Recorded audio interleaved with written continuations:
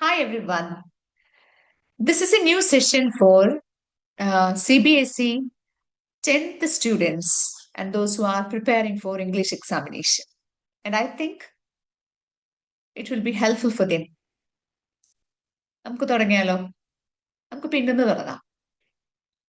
Unit 10ലെ four and Gregory എന്ന് പറയുന്ന ഒരു ചെറിയൊരു കവിതയിൽ നിന്ന് നമുക്ക് തുടങ്ങാം.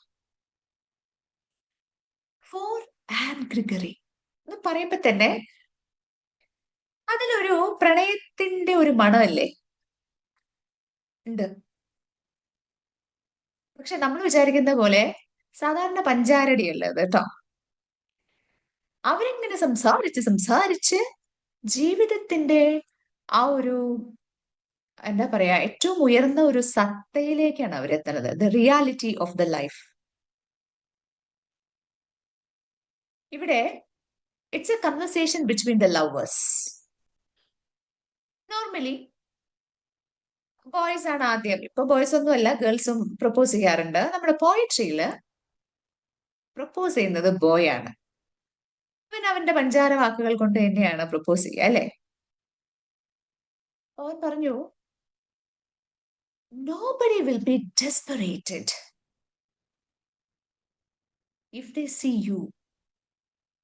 ഇനി നിന്നെ കണ്ട ആർക്കും ഒരു നിരാശ തോന്നില്ല കേട്ടോ. That means every one will be attracted towards U. വാ, അടിപൊളി. എന്നിട്ട് അവൻ പറയാണ്, നിന്റെ മുടി ഉണ്ടല്ലോ, മുടിയിലാണ് അവൻ പിടിച്ചത് കേട്ടോ. നിന്റെ മുടി, അതിന്റെ കളറ് ഹണി കളേർഡ് ഹെയർ ആണ്. ഹണി എന്ന് പറഞ്ഞാൽ അറിയാലോ, നമുക്കിങ്ങനെ ഒരു ബ്രൗൺ കളർ എന്ന് ചോദിച്ചല്ല, അതിൻ്റെ ഉള്ളിൽ ഒരു യെല്ലോ കൂടെ മിക്സ് ചെയ്ത് ഒരു ക്രിസ്റ്റൽ കളറായിട്ട് നമുക്ക് തോന്നും. അതുപോലത്തെ ഭംഗിയുള്ള മുടിയാണ്. അതിങ്ങനെ കാറ്റത്ത് ഇങ്ങനെ ഇങ്ങനെ ഇങ്ങനെ പറക്കുകയാണ് കേട്ടോ. അവനതിങ്ങനെ നോക്കി വെള്ളമിറക്കി എന്നിട്ട് പറയാണ്, നിന്റെ മുടി ഇഴകളുണ്ടല്ലോ, അത് നമ്മൾ ആരും വിചാരിക്കാത്ത ഒരു കമ്പാരിസൺ ആണ്. കോട്ടമതിൽ പോലെയാണ്. കോട്ടമതിൽ കോട്ടമതിലാ ഉണ്ട്. അതായത് ഇപ്പോ ടിപ്പു സുൽത്താന്റെ കോട്ട എന്നൊക്കെ നമ്മൾ കേട്ടിട്ടില്ലേ, പഴയ രാജാക്കന്മാരുടെ കോട്ടകളുണ്ട്. കോട്ട ഉണ്ടെങ്കിൽ എന്തായാലും അതിനെ പ്രൊട്ടക്ട് ചെയ്യാൻ ഒരു മതിലുണ്ടാവും. അപ്പൊ അത് അകലെന്ന് നമ്മൾ നോക്കുമ്പോ ഈ കോട്ടമതിൽ ഇങ്ങനെ നീണ്ടു നിവർന്നിങ്ങനെ തല ഉയർത്തിപ്പിടിച്ച് നിൽക്കുന്നുണ്ടാവും. കാണാൻ നല്ല ഭംഗിയായിരിക്കും. ചില കോട്ടകളെയൊക്കെ ഭംഗി കോട്ട മതിലുകളാണ്. അപ്പൊ ഇവളിങ്ങനെ നിൽക്കുമ്പോ ഇവളുടെ ഈ ചെവി ഉണ്ടല്ലോ, ഈ ചെവി കോട്ടയാന്ന് വിചാരിക്കുക. Suppose this is the fort or castle. കോട്ട കോട്ട. അപ്പൊ അതിന് ചുറ്റും ഇങ്ങനെ അവിടെ മുടി ഇങ്ങനെ വെട്ടിയിട്ടിട്ടുണ്ട് നല്ല ഭംഗിയായിട്ട്. അതും ഈ ഹണി കളർ. അത് കണ്ടപ്പോ അവന് തോന്നിയത് അങ്ങനെയാണ്. എന്താ ചെയ്യ, ആ കോട്ടയ്ക്ക് ചുറ്റുമുള്ള ഈ മുടികളെ കണ്ടപ്പോ അവന് തോന്നി ഈ കോട്ടയാണ്, അല്ല സോറി, കോട്ട മതിലാണ്. കോട്ട ഇത് ചെവി, ചുറ്റുമുള്ള മതിൽ ഈ മുടി. അത്ര ഭംഗിയായിട്ട് അത് കിടക്കുന്നുണ്ട്. ഇവിടെ സിമിലി അല്ല, കമ്പാരിസൺ ആണ്. പക്ഷെ സിമിലി ഉണ്ടെങ്കിൽ ആസോ അല്ലെങ്കിൽ ലൈക്കോ ഉണ്ടായിരിക്കും. ഇവിടെ അത് രണ്ടും ഇല്ല. പക്ഷെ നമ്മളിങ്ങനെ എന്താ പറയാ, ഒരു കമ്പയറിങ് നടത്തുകയാണ് അവിടെ.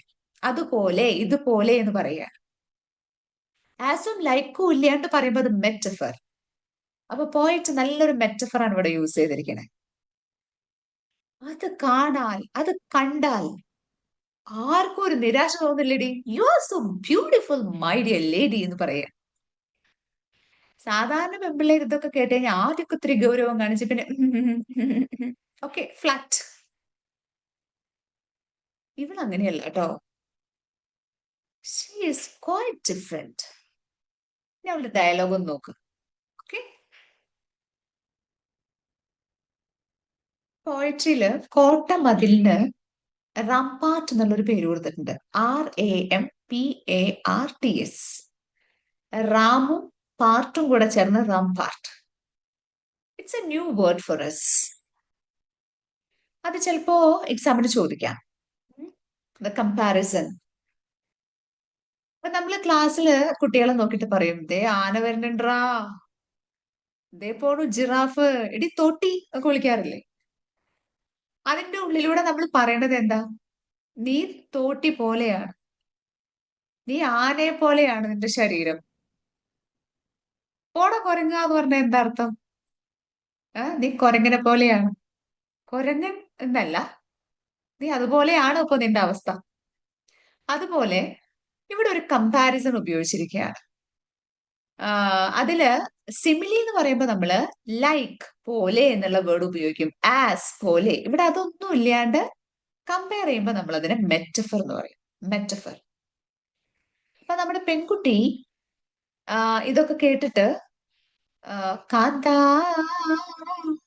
ഞാനും വരാം എന്നൊന്നും പറഞ്ഞില്ല. അവള് പറഞ്ഞു നിക്കടാ അവിടെ. നിന്റെ ഇൻട്രോ ഒക്കെ എനിക്ക് നല്ല ഇഷ്ടമായി. നീ എന്താ പറഞ്ഞേ? എന്റെ ഹണി കളേർഡ് മുടി കണ്ടപ്പോ നീ അങ്ങോട്ട് വീണു പോയതല്ലേ? എന്താ കേട്ടോ, നാളെ ഞാൻ ഈ ഹണി കളർ ചിലപ്പോ ബ്രൗൺ കളർ ആക്കും. എനിക്കിഷ്ടമുണ്ടെങ്കിൽ ഞാൻ ചിലപ്പോ ബ്ലാക്ക് ആക്കും. ചിലപ്പോ ക്യാരറ്റ് കളർ ഞാൻ തലയിൽ തേക്കും. അപ്പൊ എങ്ങനെയാ എന്റെ മുടിയുടെ കളർ മാറിക്കഴിഞ്ഞാ നിനക്ക് എന്നോടാണോ ഇഷ്ടം, എന്റെ മുടിയോടാണോ ഇഷ്ടം? Do you love me all my hair? It's a good question. അവനാകെ സ്റ്റക്കായി, ഒരക്ഷരം മിണ്ടാൻ വയ്യ. പക്ഷേ അവനപ്പോ ഒരു ബോധോദയുണ്ടായി. ബുദ്ധൻ ഒരു 7 വർഷം അലഞ്ഞ് തിരിഞ്ഞ്, after that he wandered 7 days again and he got enlightened. ബോധോദയുണ്ടായി. ഇവിടെ ഒരു സെക്കൻഡിന്റെ ഉള്ളിൽ പെൺകുട്ടിയുടെ ക്വസ്റ്റ്യൻ കേട്ടപ്പോ he got enlightened.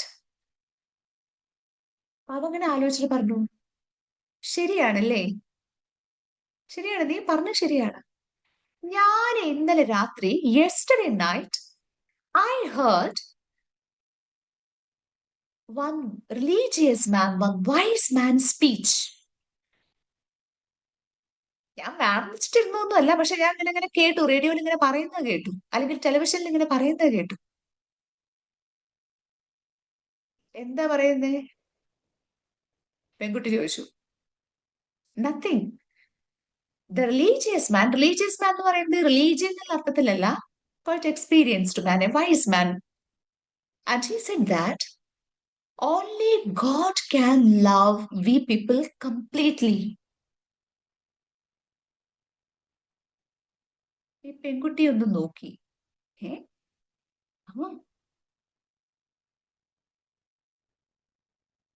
ആണാണോ പെണ്ണാണോ, കളർ എന്താണ്, കഴിവെന്താണെന്ന് നോക്കിയിട്ടൊന്നുമല്ല ദൈവം നമ്മളെ സ്നേഹിക്കുന്നത്. അങ്ങനെ സ്നേഹിക്കാൻ ആ ഒരു അപാര ശക്തിക്ക് മാത്രം അത്രേ പറ്റുള്ളൂ. അപ്പൊ അതിന്റെ ഉള്ളിലൂടെ ഇവൻ പറയണത് എന്താ? എനിക്ക് അങ്ങനെ നിന്റെ ഡിഫക്ട്സ് ഒന്നും കണ്ടറിഞ്ഞ് സ്നേഹിക്കാൻ എനിക്ക് പറ്റില്ല.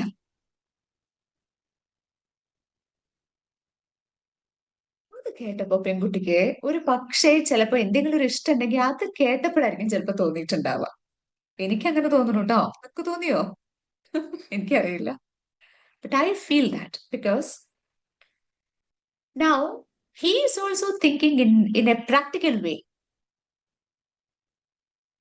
This body, the beauty, it changes. അല്ലേ? സൗന്ദര്യം എപ്പോഴും ഉണ്ടാവോ? മുടിയും മുഖവും ചന്തവും ഒക്കെ എപ്പോഴും ഉണ്ടാവുന്നതാണോ? ഒക്കെ കാലത്തിനനുസരിച്ച് ഇങ്ങനെ മാറിക്കൊണ്ടേയിരിക്കും.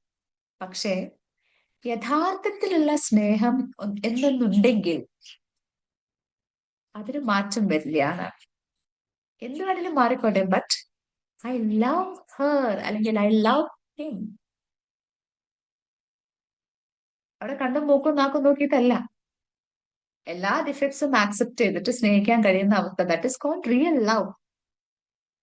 അപ്പൊ ഇവിടെ പറയുന്നത് എന്താ വെച്ചാല്, only God can love everyone without considering the abilities, the physical beauty, etc. നിങ്ങൾക്ക് അങ്ങനെ സ്നേഹിക്കാൻ പറ്റുണ്ടോ? നിങ്ങൾ ലവേഴ്സിന്റെ അടുത്തൊന്നും പോണ്ട. അച്ഛനും അമ്മയില്ലേ, അവരെ നിങ്ങൾക്ക് ശരിക്കും ഉൾക്കൊള്ളാൻ പറ്റുന്നുണ്ടോ? അവരെല്ലാ കഴിവുകളും ഒക്കെ ഉൾപ്പെടുത്തിയിട്ട് പറ്റുന്നുണ്ടോ? ഇല്ലെങ്കിൽ that is called real love. അതാണ് ഇതിന്റെ മെസ്സേജ് എന്ന് പറയുന്നത് തന്നെ.